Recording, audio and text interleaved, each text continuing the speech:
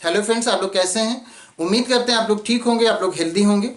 आज हम ये जानेंगे इस वीडियो में कि जो पोटैटो होता है वो कभी कभी ग्रीन कलर का हो जाता है। तो ऐसा क्यों होता है कि पोटैटो अपना कलर चेंज कर देता है और पोटैटो का कलर ग्रीन हो जाता है।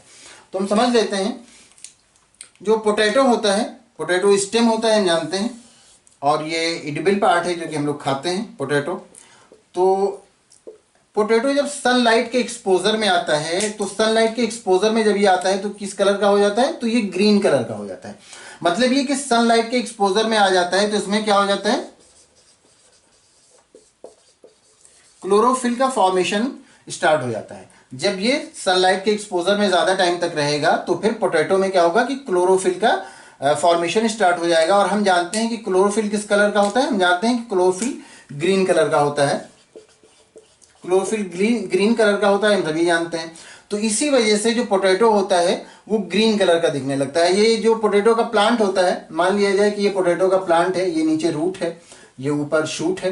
तो ये रूट, यहाँ पर जो पोटैटो का फॉर्मेशन होता है, तो पोटैटो कई बार क्या होता है कि ये सॉइल के ऊपर निकल आता है। तो जब सॉइल के ऊपर निकल आता है तो जो पार्ट सॉइल के ऊपर होता है ये ग्रीन हो जाता है, क्योंकि इसमें क्लोरोफिल का फॉर्मेशन स्टार्ट हो जाता है। या पोटैटो को हम यहाँ से तोड़ लें, अलग कर लें, निकाल लें, और फिर उसको सनलाइट का एक्सपोजर दें ज्यादा टाइम तक के, तो जिस पार्ट में भी सनलाइट का एक्सपोजर होगा वो पार्ट ग्रीन हो जाएगा। मतलब ये कि उस पार्ट में क्लोरोफिल का फॉर्मेशन स्टार्ट हो जाएगा तो वो पार्ट ग्रीन हो जाएगा।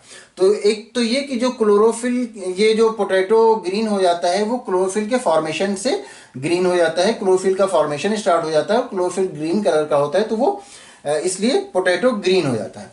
अब एक चीज ये कि अगर कोई पोटैटो ग्रीन हो गया है तो इसका मतलब ये है कि उसमें ग्लाइको